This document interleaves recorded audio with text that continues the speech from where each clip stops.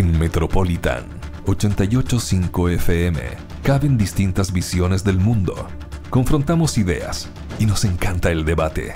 Son nuestros estelares, los protagonistas de los siguientes minutos en Buena Costumbre. En solitario, Andrés Cruz, analista político, docente universitario, y cobra mayor importancia por lo que vamos a conversar hoy día, su condición de ex convencional constituyente. ¿Cómo estás, Andrés? Buenos días. Hola, Andrés, muy buenos días. Muy buenos días. ¿Cómo están ustedes? Bien. Ya llevo la etiqueta de ex convencional, está muy bien eso. Así fue nomás, la verdad. Para el resto de la vida, don Andrés. ¿Ah? Nada que hacer, nada que hacer. ¿Cómo están ustedes dispuestos a poder conversar esta mañana? Oye, yo antes de entrar con el tema de la convención constituyente, que entiendo se llama ahora, me gustaría preguntarte por la noticia que difundió ayer Sabes.cl respecto de esta condición de imputado en al menos 3 causas penales que tiene el gobernador regional Rodrigo Díaz Werner. Y me gustaría, por favor, en tu condición de ex fiscal y docente universitario, que tú le expliques a la audiencia en qué consiste la condición de imputado en una causa penal para que uno mismo pueda asignarle la gravedad correspondiente o la seriedad correspondiente que tiene esta condición. Andrés. Bueno, primero que nada, pese a la mala prensa que se le da a la calidad de imputado, para quien adquiere dicha condición implica el asumir la titularidad de una serie de derechos que amparan a cualquier ciudadano o ciudadana que es perseguido penalmente. Okay. Con antelación en el antiguo sistema habían derechos que se adquirían porque un juez tomaba la decisión de procesar a una persona. En el nuevo sistema, la sola circunstancia de que haya una diligencia investigativa que se dirija en contra de una persona y se le señale como autor, cómplice o encubridor de algún hecho que podría revestir a futuro la calidad de delito, implica que yo tengo ciertas garantías. Y por lo tanto no tiene nada de extraño, no es una circunstancia que implique la participación necesaria en un hecho punible, sino que hace que la persona perseguida pueda hacer efectivos ciertos derechos que la ley le confiere. Es decir, en lugar de tener la calidad de testigo en una investigación de estas características, es más conveniente tener la calidad de imputado porque se tiene el derecho a guardar silencio, el derecho a ser asesorado por un abogado, el derecho a tener acceso a la carpeta investigativa o los antecedentes de la investigación, el derecho a requerir una serie de actuaciones, inclusive la intervención del juez de garantía. Por lo tanto, hay que tomarlo en consideración desde esa perspectiva y que no implica necesariamente que es autor de un hecho punible, sino que se está investigando su intervención en ese delito.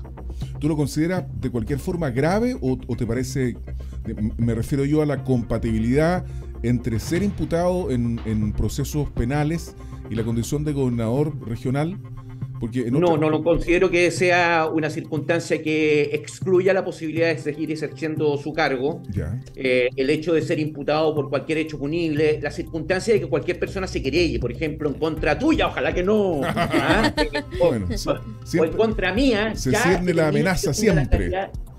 Ya determina que tenga la calidad de imputado. Y de hecho, cuando se trata de ciertas autoridades como el gobernador, se tiene que, frente a la decisión el día de mañana de eventualmente formalizarlo, requerir medidas cautelares, de requerir ante la autoridad lo que se denomina una querella de capítulos para determinar la seriedad de la imputación que se realiza. No tiene incompatibilidad y creo que por el momento es algo que es propio de una investigación de este carácter.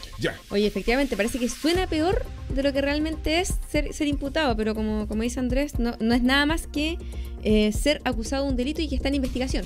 Exactamente. O sea, más que acusar, yo sé que desde el punto de vista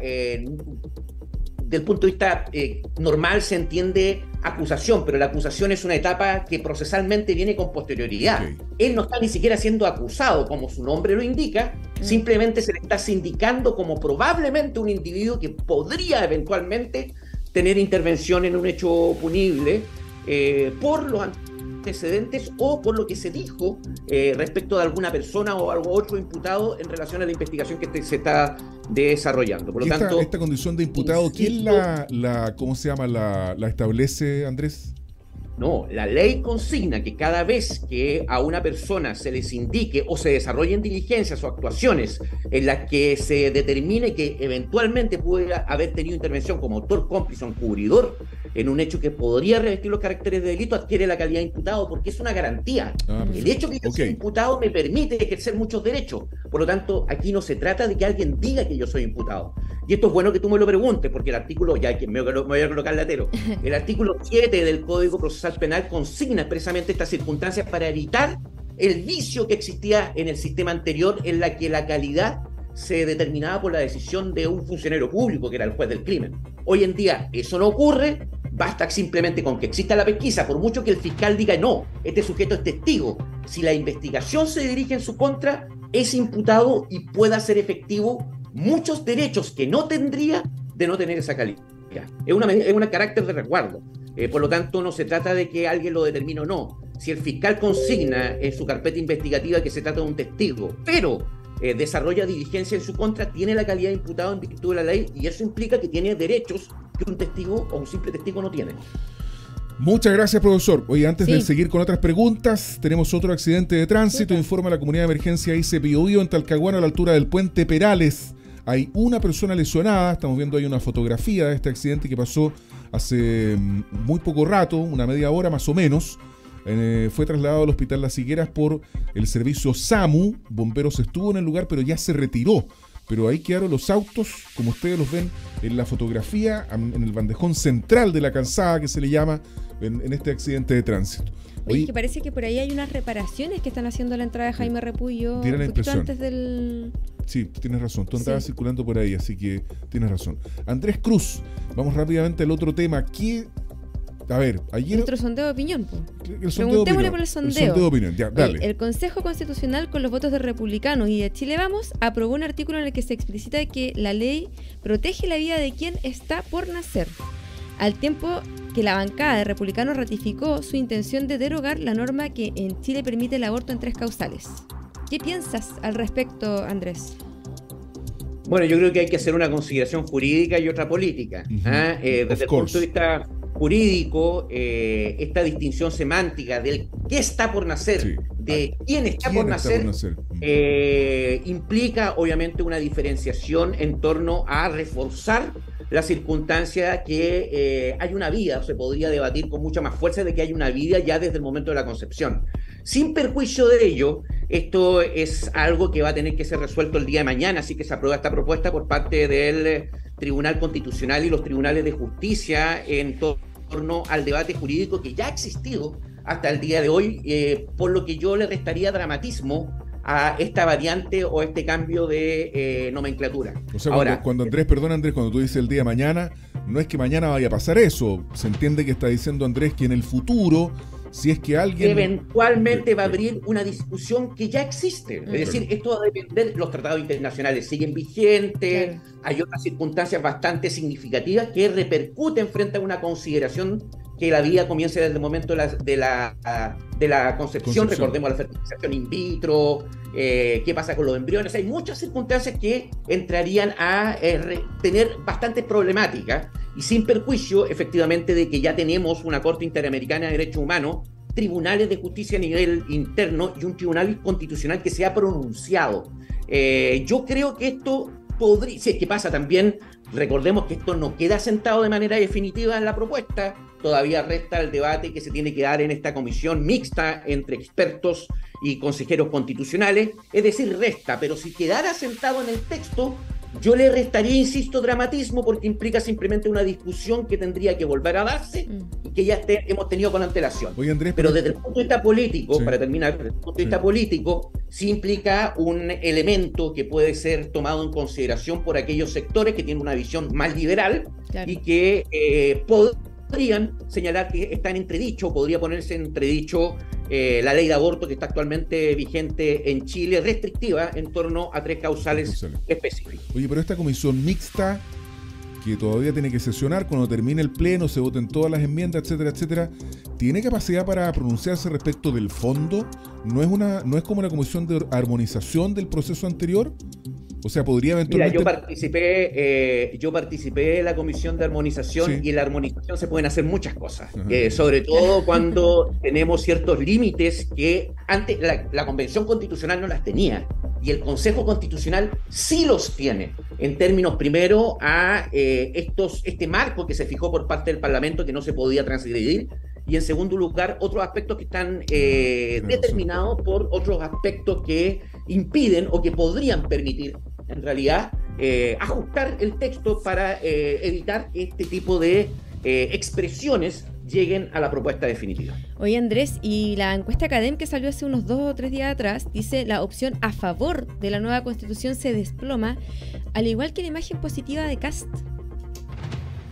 A mí no me extraña absolutamente nada. Esto simplemente implica una consecuencia en torno a la calidad de la formación política y de cómo se está haciendo política y quiénes están asumiendo nuestra representación, porque efectivamente quienes no construyen nada y destruyen son los que tienen más posibilidades de poder acceder a cargos de elección popular. Primero fue en los sectores más duros del Frente Amplio, luego el octubrismo, inclusive el Partido Comunista, que tenían una visión mucho más dura de la institucionalidad y que una vez asumido el gobierno se han dado cuenta que no se trata simplemente de destruir y criticar, sino que hay que construir. Hoy en día esa función la cumplió en algún momento los republicanos frente a al programa o la propuesta que aparecían consignando y que les permitió levantar propuestas abiertamente populistas y que implicó la elección de la mayoría del Consejo Constitucional. Hoy que tienen que construir, obviamente esa circunstancia nuevamente se ve desmedrada por lo que constituye la realidad y el posicionamiento que pretenden adoptar. Y esto sin perjuicio además de la responsabilidad que tenemos nosotros, quienes actuamos en la Convención Constitucional, de haber defraudado muchas expectativas, y esto implicó sin lugar a dudas que la ciudadanía se agotó frente a este debate constitucional que parece que no tiene fin. Oye, Andrés, para terminar, nos queda desgraciadamente poco tiempo, pero hay una norma que también se aprobó ayer, que es esta objeción de conciencia individual y colectiva, que se eleva a rango constitucional. Y esto significa que podría eventualmente oponerse en el Tribunal Constitucional esta norma a cualquier política pública, o no es tan grave como yo por lo menos lo entiendo. No, esto es más delicado. Esto es más delicado porque efectivamente la objeción de conciencia es individual, porque la conciencia la tiene una persona natural, un ser humano, no agrupaciones ni instituciones.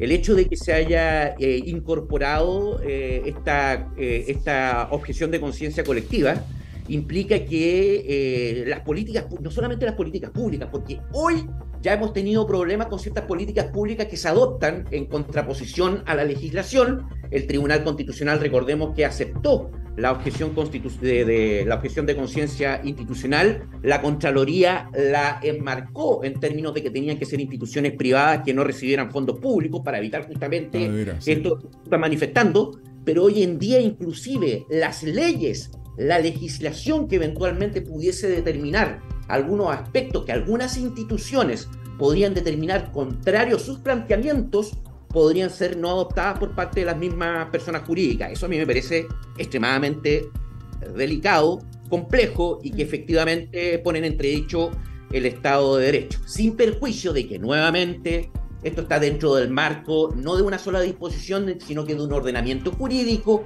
Hay otras normas, recordemos que subsiste la circunstancia de que los tratados internacionales de derechos humanos en particular formen parte del bloque de constitucionalidad y que por lo tanto estas decisiones de estas personas jurídicas no pueden pasar por sobre estos tratados de derechos humanos. Pero a mí me genera mucho ruido porque muchas veces no son ni siquiera las personas jurídicas, son las cúpulas que manejan las personas jurídicas de carácter público o privado los que pueden tomar decisiones de estas características, y implica algo que ojalá tengamos la posibilidad de rever cuando se haga el trabajo por parte de la Comisión Mixta.